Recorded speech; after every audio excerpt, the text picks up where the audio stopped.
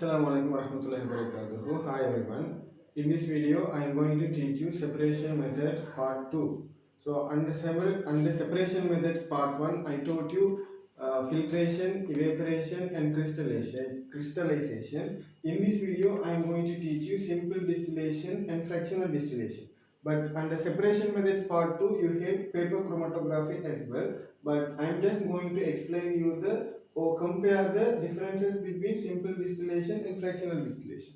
I already told you filtration is used to separate a solid from a solution, and crystallization and evaporation is used to separate solute from a solution. And here we are going to study simple distillation and fractional distillation.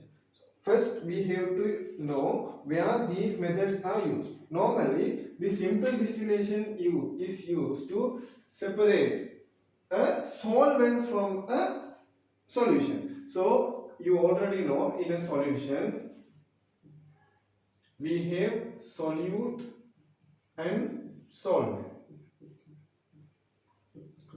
So, here we are interested in this solvent. For example, here we are interested in this solvent. For example, here this is the sample apparatus we use for simple distillation. In this flask we have taken some salt water. So in salt water, the salt is what? Solute. And this water is solvent. So here our aim is to separate the solvent. We are interested in the water. We need to separate water. We are not interested in the solute. So in this case we are going to use simple distillation. So if you are asked to write where simple distillation is used, you are going to write to separate solvent from a solution. So this is the sample apparatus we use. We have taken salt water, so and we are going to use a heat source in order to evaporate the solution. So when the solution evaporates, water vapors will come. After that, to condense the water vapor, we are going to use condenser here. So here water gas or water vapor is going to come through this tube. So after that we have to condense the water vapor, but salt will not evaporate. Okay, only water vapor will come and the water vapor will pass through this tube. So we need to separate water in its liquid form. Okay, so in order to get liquid form of the water vapor, we are going to use condenser here. So here we use condenser. So if we want to condense the water vapor, we have to reduce the temperature. So in order to reduce the temperature, we are going to pass water through this hole. So water in and water will go out through this hole. Water out. So when you are asked why we insert water through this hole, and somebody can say we can insert water through this entrance as well, but this is not the correct way. We have to insert the water through this tube because we need to keep a constant flow of water. If you fill the water through this tube, the water will instantly go out. So you can't keep a constant flow of water. So after that you will receive this kind of water. So here we have collected water. And then after that you can read on your textbook. So separation methods 2.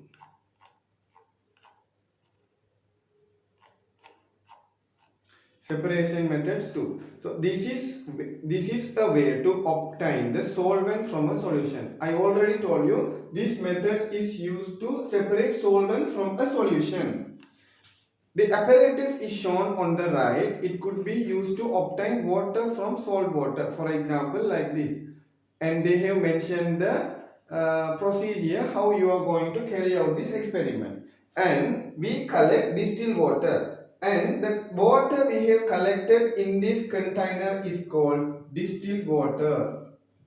Distilled water. This is almost pure. This is almost pure. I already told you nothing is 100% pure, but this water is distilled water. So distilled water is almost pure. Distilled water.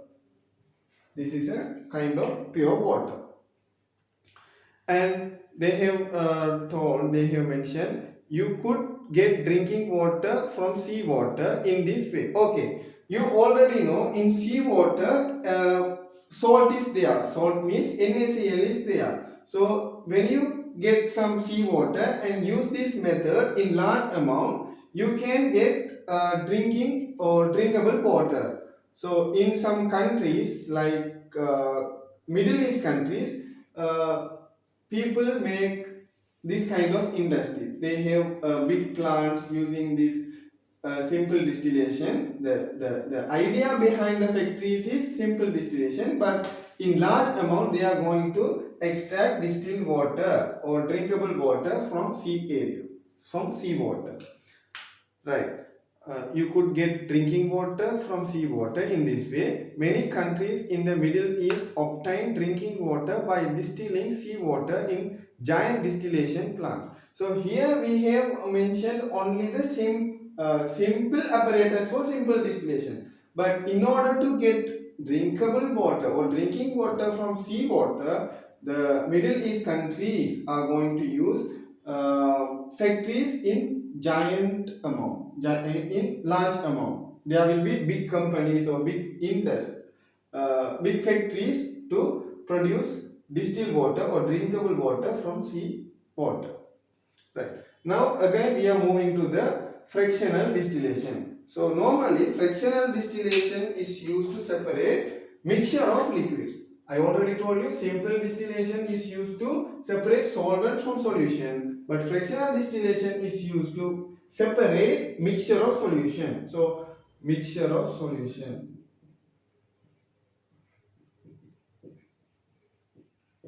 For example, here in this apparatus, this is the apparatus for fractional distillation. The only difference is here we have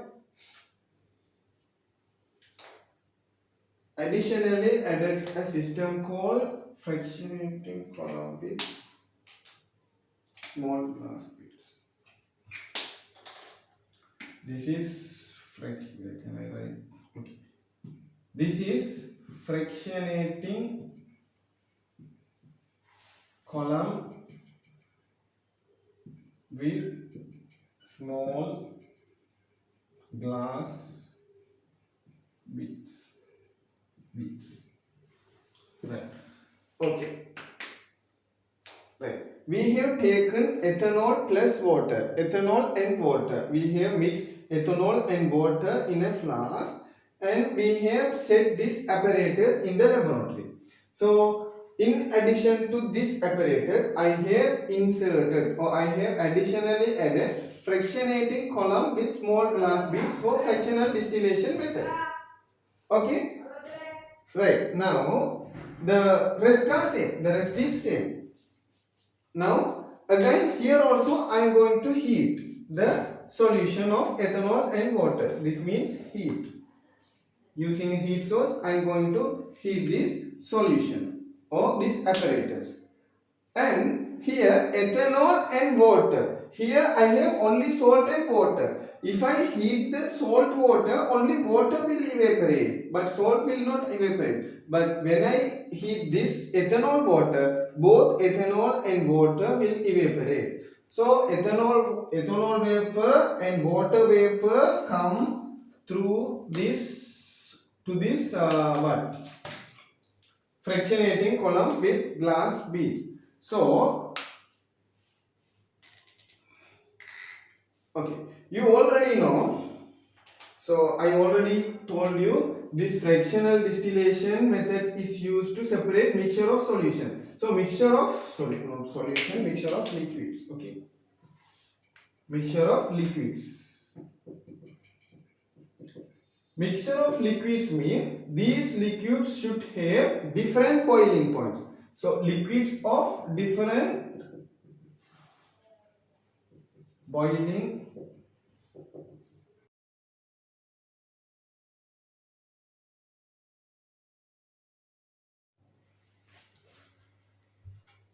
Okay, fractional distillation is used to separate mixture of liquids, mixture of liquids of different boiling points.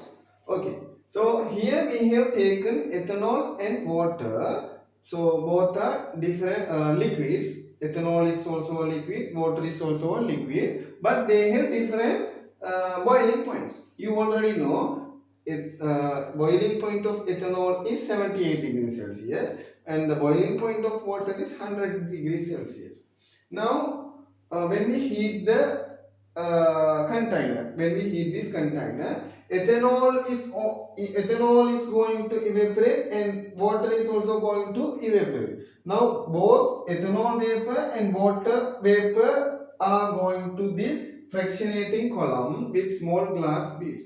But we have kept this fractionating column at 78 degrees Celsius. Now, at 78 degrees Celsius, ethanol vapor will not condense, but water vapor will condense at 78 degrees Celsius. That means here the temperature is above than 78 degrees Celsius. Now we have reduced the temperature. Now the water vapor is going to condense and it will drips to the container. It will go to the initial container. Now only ethanol vapor is going to pass through this tube. I already told you. Here we have kept condenser. This is also condenser. This is also condenser. Okay. This is also condenser. I already told you why we fill water through this hole. So water in. So you should fill the water through this hole. You can't fill the water through this hole. If you do so, you can't keep a constant water flow. Okay, you will need a lot of water to condense the vapor. Okay, but if you fill the water with this hole, you will need a small amount of water, but you will keep a constant water flow. Okay, after that ethanol vapor is going to come through this tube and you reduce the temperature more using the water flow. Now ethanol is going to be collected in this container. Ethanol is going to be collected in this container, and at the end of this experiment, all ethanol will come to this container and only water is going to remain here, right? So fractional distillation and simple distillation, these are the basic theories of simple distillation and fractional distillation. And in your book they have mentioned this is used to separate a mixture of liquids from each other. Yes, of course, we have separated mixture of liquids from each other. Initially I had ethanol and water in this container. After the end of this experiment, in this flask, in this container, I have only water. All ethanol has come to this container, right? And it makes use of the different boiling points. Yes, different boiling points. For example, to separate a mixture of ethanol and water, of course, ethanol and water. Heat the mixture in the flask at about 78 degrees Celsius, of course. Heat the mixture of flask. Yes, mixture of flask is here. I heat it at about 78 degrees Celsius. Ethanol begins to boil. Ethanol at 78 degrees Celsius, ethanol is going to boil, but water will evaporate. I already told you. Evaporation and boiling are different concepts. Boiling and evaporation. So these are different concepts. So boiling will occur only at boiling point. So evaporation can happen at every temperature. For example, even room temperature, water can evaporate. Okay. So after washing your clothes, you dry the clothes. but you don't boil it, right?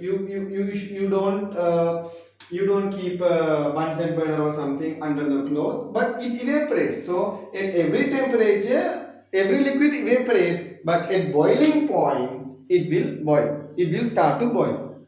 Okay, right. Heat the mixture in the flask at about 78 degrees Celsius. Right.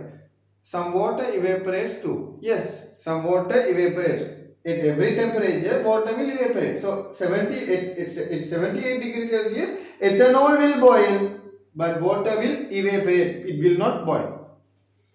So a mixture of ethanol and water vapor rises up to the column. Of course, a mixture of ethanol and water vapor. So that's also mixture. No, gas also can be a mixture. Right.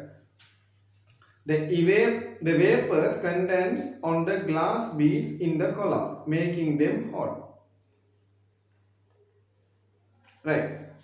Right. Now we receive hot vapor. So the hot vapor is going to heat the glass beads, but we have to keep the thermometer at 78 degrees Celsius. That's why we have kept it. So your observation should be on the thermometer, whether it rises above 78 degrees Celsius. No, you should keep it at 78 degrees Celsius. So a mixture of ethanol and water vapor rises up the column. Right. When the beads reach about 78 degrees Celsius, ethanol vapor no longer condenses on them. So after it has reached 78 degrees Celsius, ethanol will not condense because it's at boiling point. So it's going to boil. So it will not condense. Okay. But some water may condense. Water may condense. So water drips back to the flask. So if water condenses here, it's going to drip here again to the flask. The ethanol vapor goes into the condenser. There it condenses. Pure liquid ethanol drips into the beaker. Now here no water will come.